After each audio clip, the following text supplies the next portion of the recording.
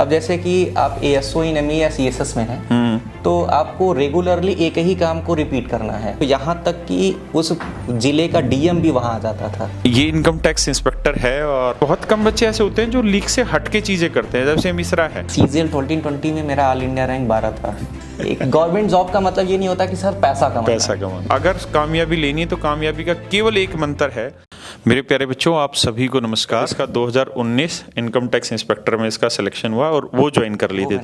तो कितने दिन हो गए काम करते हैं इनकम टैक्स इंस्पेक्टर पे? मेरी ज्वाइनिंग हुई थी अक्टूबर 2022 में।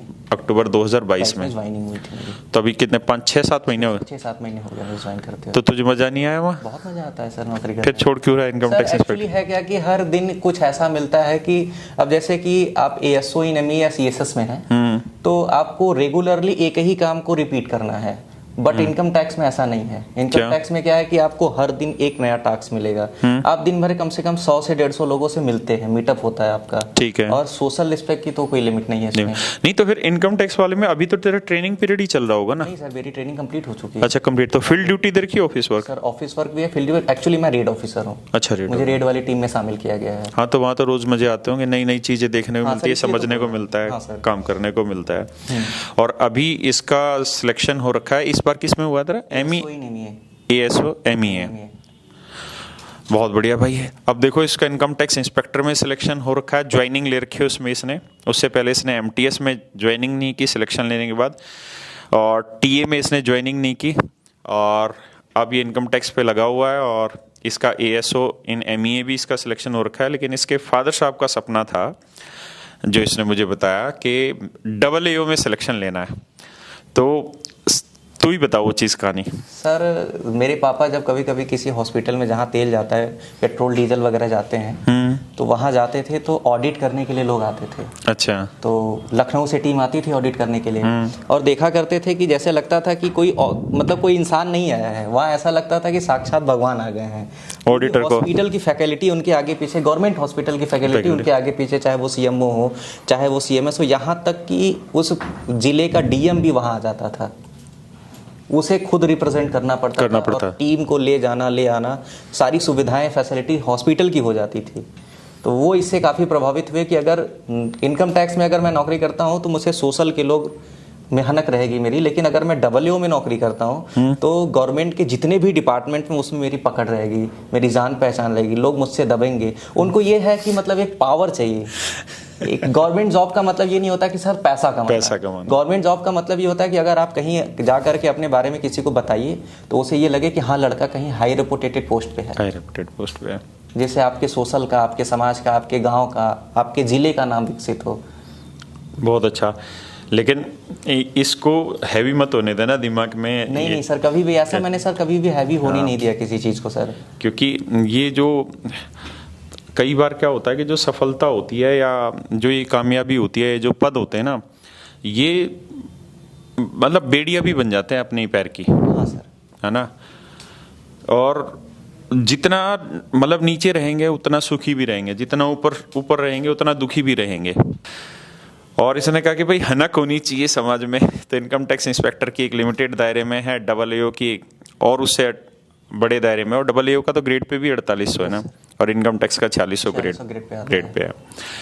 तो अब ये बच्चा अल्टीमेटली अपने फादर साहब के सपने को पूरा करते हुए AAO ज्वाइन कर रहा है। Yes sir. इनकम टैक्स को पहले से बोला हुआ है डिपार्टमेंट में? सर मैंने क्या कहते हैं वो परमिशन लेके किया था? ले लिया है। अच्छा। एमओसी डाल दिया है। ठीक। और इस मंथ के एंड तक मेरी रिजाइन हो जाएगी, इस मंथ या फर्स्ट वीक तक रिजाइन हो जाएगी। तो ये एएसओ एमईए तो ज्वाइन नहीं कर रहा ना फिर उसके बाद? नहीं कराया सर मैंने, डीबी नहीं कराई सर।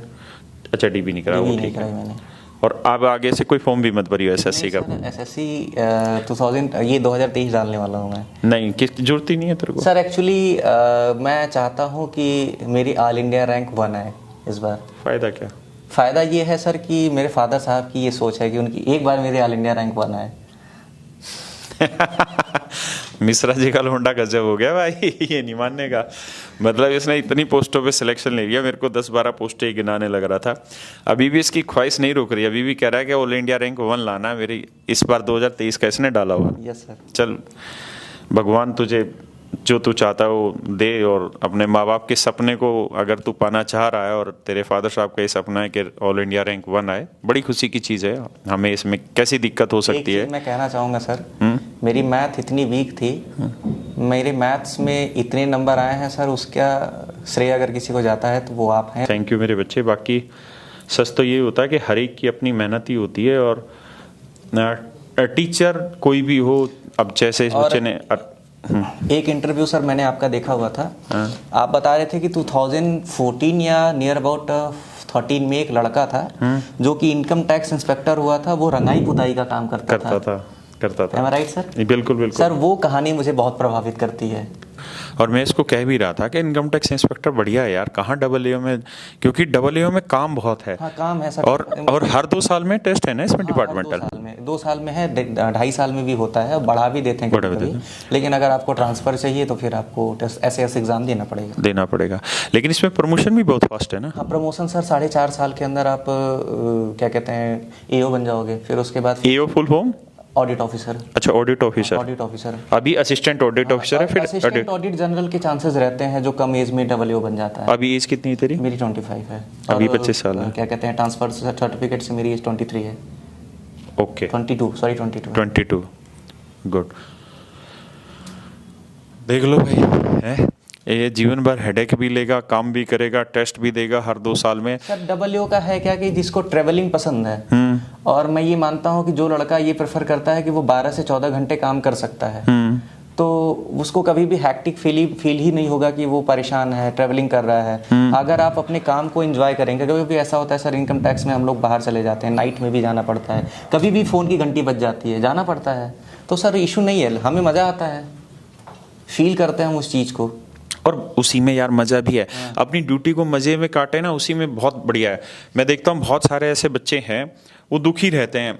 अभी एक बच्चा आया था थोड़े दिन पहले मुझसे मिलने, वो एक्साइज इंस्पेक्टर था, उसका चंडीगढ़ सर्कल मिला हुआ है, वो इसलिए दुखी है कि दिल्ली नहीं मिल रहा। तो दुख तो खत्म होते ही नहीं है ना। और देखो ये बच्चा इस बात को मतलब कितना पॉजिटिवली टैकल कर रहा है कि 12-15 घंटे काम करना होगा, तो उसमें इस चीज़ को मज़ा आ रहा है। रोज नए नए काम मिलेंगे, रोज रोज नई नई लोग मिलेंगे, नई नई जगह मिलेगी, वहाँ अपने आप को इन्वेस्ट करना किसी बच्चे के लिए बहुत बड़ा काम है, और मतलब मज़े की बात है, इसमें कोई दो राय नहीं है। और अगर आप लोग जो प्रेफरेंस आप डालना चाह रहे हैं तो आप डालिए उसके लिए, चाहे वो आसान हो या मुश्किल हो। अगर मन में इच्छा है तो करिए, उसको दिक्कत नहीं है। मैंने तैयारी स्टार्ट की 2016 से, मैंने धीरे धीरे तैयारी स्टार्ट की। फिर उसके बाद लगा रहा, फिर उसके बाद पता लगा कि फिर मैंने ये पता लगाया कि तैयारी शुरू करते हैं तो भाई बुक लेनी पड़ेगी, तो बुक कैसे लेनी पड़ेगी, तो फिर मैंने यूट्यूब पे सिलेबस देखा, फिर मैंने PDF डाउनलोड किए सिलेबस के, धीरे धीरे देखना शुरू किया। फिर उसके बाद एक लड़के ने मुझे बताया कि अगर तुमको मैथ अपना स्ट्रॉन्ग करना है तो आप राकेश यादव सर की क्लासेस देखना शुरू करो। तो मैंने कहा भाई दिल्ली जाना पॉसिबल है नहीं, क्योंकि घर से मेरी माता जी अगर मेरी नौकरी ना लगे तो वो मुझे घर से बाहर ना जाने दें। मैं घर जाता हूँ और मैं वहाँ से आता हूँ तो मेरी माता जी तुरंत रो देती हैं कि आप कब आओगे। तो मिश्रा जी भैया स्ट्रॉन्ग है अंदर से, लेकिन फैमिली से लगाव इसका पूरा है। आता है सर, रोना आता है, लेकिन फील नहीं करते हैं। वहाँ मैं दिखाता नहीं हूँ कि मुझे रोना आ रहा है, भले बाहर रो लेते हैं। अच्छा, इस बच्चे ने मुझे एक चीज़ बोली, वो मैं आपके साथ डिस्कस कर रहा हूँ। ये उन दिनों की बात है, किस समय की थी तूने 1300? 2018 के लास्ट दिसंबर से स्टार्ट की थी मैंने। फिर उसके बाद पहले धीरे धीरे मैं एक सवाल को सॉल्व करता था। तो मैंने अपनी एफिशिएंसी चेक की थी कि मैं एक सवाल को सॉल्व करने में मुझे 2-3 मिनट लग जाते थे, 4-4 मिनट लग जाते थे। लेकिन फिर जब मैंने अपने आप को और अपग्रेड किया, जब मैंने, मुझे याद है कि मुझे डेट याद है, डेट भी बहुत अच्छे से याद है, मई का टाइम था सर, मैं छत पे था ऊपर, मेरी बहन से झगड़ा हुआ। अच्छा। और फिर उसके बाद मैं अपने दोस्त को फ़ोन किया कि यार मुझे ये सवाल नहीं आ रहा, उसका नाम विकास है। अच्छा। आई थिंक उससे मेरी बातचीत अब नहीं हो पाती है। तो उसने कहा यार तुमको रोज रोज सवाल बताना पड़ेगा, तुम सॉल्व नहीं कर पाते, तुम कैसे सीरियल क्रैक करोगे। वो चीज़ मुझे लग गई सर। तो फिर मैंने कहा कि अब कुछ भी हो जाए किसी को फ़ोन नहीं करूँगा, खुद ही सॉल्व करूँगा, चाहे 1 घंटे में हो या 1 दिन में हो। 10 दिन 15 दिन सर मैंने लगातार मेहनत किया। और मैंने एक चीज़ ये देखा कि अगर आपने आज CI पढ़ाया है तो CI में आपने जितना भी पोर्शन पढ़ाया है मैं उतने को नोट करता था, फिर देन उसको मैं अलग से कॉपी पे लिख करके उतने के ही मॉक देता था। ब्रिलियंट। अगर आपने CI कंप्लीट किया तो मेरा ये टारगेट था कि अगर आपने 2 दिन में CI कंप्लीट कर दिया या 24 घंटे की क्लास में अगर आपने CI कंप्लीट कर दिया तो मुझे CI से रिलेटेड कम से कम 50 से 60 या लगभग 100 मॉक देने हैं, और मैं जितने मॉक दूंगा उतने मेरी एफिशिएंसी बढ़ती जाएगी। और सिचुएशन ये है कि सीजल के एग्जाम में मैं बैठता हूँ और उसके बाद एक बार आराम से पहले मैं जाता हूँ तो पहले मैं मैथ के मैं सारे क्वेश्चन पढ़ लेता हूँ, उसके बाद सॉल्व करना शुरू करता हूँ और सबसे आखिरी में मैथ सॉल्व करता हूँ। अच्छा, पहले मैं स्टार्ट करता हूँ GK GS से, अच्छा, फिर इंग्लिश से, इंग्लिश का हाफ पोर्शन करके छोड़ देते हैं, फिर पूरे मैथ सॉल्व करते हैं, अच्छा, फिर उसके बाद इंग्लिश के हाफ पोर्शन। और ये सबकी अपनी अपनी अलग अलग स्ट्रेटजी है और सबका अपना अपना कंफर्ट जोन है कि जो जिस तरीके से तैयारी कर रहा है ना उसी तरीके से एग्जाम में भी चीज़ों को अटेम्प्ट करे। सर मैं एक चीज़ ये कहना चाहूँगा कि जैसे लोग होते हैं वो कहते हैं कि आपकी स्ट्रेटजी क्या थी, आपका मेथड क्या था, तो मैं ये मानता हूँ कि अगर आप अपनी खुद की सेल्फ स्ट्रेटजी बनाएंगे, सेल्फ मेथड बनाएंगे और खुद को फॉलो करके अगर आप तैयारी करेंगे, लोग कहते हैं कि आप मेरा टाइम टेबल बना दीजिए, तो आप अपने टाइम को देख करके अगर अपना आप टाइम टेबल बना करके और आपको अगर पढ़ना है तो अगर आप रेगुलर रहेंगे तो इस धरा पे कोई ऐसा नहीं है जो आपके SSC के सिलेक्शन को रोक पाए, कोई नहीं रोक सकता। अगर आपने 6 महीने दे दिया, सिर्फ 6 महीने अगर आपने दे दिया तो आपको स्वयं ब्रह्मा नहीं रोक सकते SSC से सिलेक्शन के लिए। जेन्युइन 100%। और इस बच्चे ने जो एक शब्द बोला ना कि अगर आप लगातार रहे, रेगुलर रह गए और 100% डेडिकेशन अगर आपने दिखाया तो किसी भी चीज में केवल SSC में नहीं, किसी भी चीज में संभव नहीं है कि आपका काम ना बने और आप असफल हो जाएं। हर चीज संभव है, बस वो डेडिकेशन की जरूरत है कि आप 100% डेडिकेटेड रहें। और ये फिर तो जो मेरे को कहानी बता रहा था, तो 1 महीने वाली वो कब की थी? ये 7300 एडिशन जो थी सर वो मैंने मई में सॉल्व की थी। ये थी उस समय 7300। हाँ सर, इतनी मोटी 7300 किताब होती थी उस समय की थी, इतनी मोटी पेज किताब थी।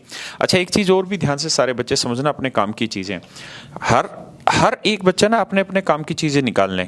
जो इसने कहा ना कि इसका एक दोस्त था विकास और उसकी इसके दिमाग में लग गई कि इसने सवाल पूछे, उसने मना कर दिया, फिर इसने कहा कि मैं आगे सवाल नहीं पूछूंगा, मैं खुद ही करूंगा। अच्छा, एक चीज हमेशा ध्यान रखना, आप जब भी कोई चीज आप खुद करके सीखेंगे ना तो वो हमेशा परमानेंट होगी। अब तो इतनी सारी चीजें अवेलेबल है, मतलब ऑनलाइन इतने सारे टीचर अवेलेबल हैं, इतना बढ़िया बढ़िया कंटेंट अवेलेबल है कि आज के टाइम में 6 महीने, सच में 6 महीने बहुत बड़ा टाइम है। अगर 6 महीने सिंसियरली तैयारी कर ली जाए तो सिलेक्शन हो जाएगा। अच्छा, एक चीज सजेस्ट कर इन बच्चों को कि मतलब 6 महीने बहुत बड़ी चीज है, अगर कोई डेडिकेटेडली काम कर ले तो आराम से हो जाता है, लेकिन डेडिकेशन 100% बन कहाँ पाता है बच्चे का। सर एक चीज मैं बोलूंगा, जैसे कोई एक लड़का है, अब वो फर्स्ट टाइम अगर रिलेशनशिप में आता है तो अपनी बंदी को पूरा टाइम देता है ना, तो आप इस बुक को अपनी गर्लफ्रेंड बना लीजिए। ये काम करिए। अगर आप मिश्रा जी खतरनाक है। अगर आप नहीं कर पाते हैं तो फिर मैं अपनी पोस्ट से रिजाइन कर दूंगा। एक हम अपने बच्चों को देते हैं जो, ताकि आप हमें हमारी कुछ मेमोरी याद रख पाएं। और ये मेरे बच्चे, कैरवेल की तरफ से एक बोतल।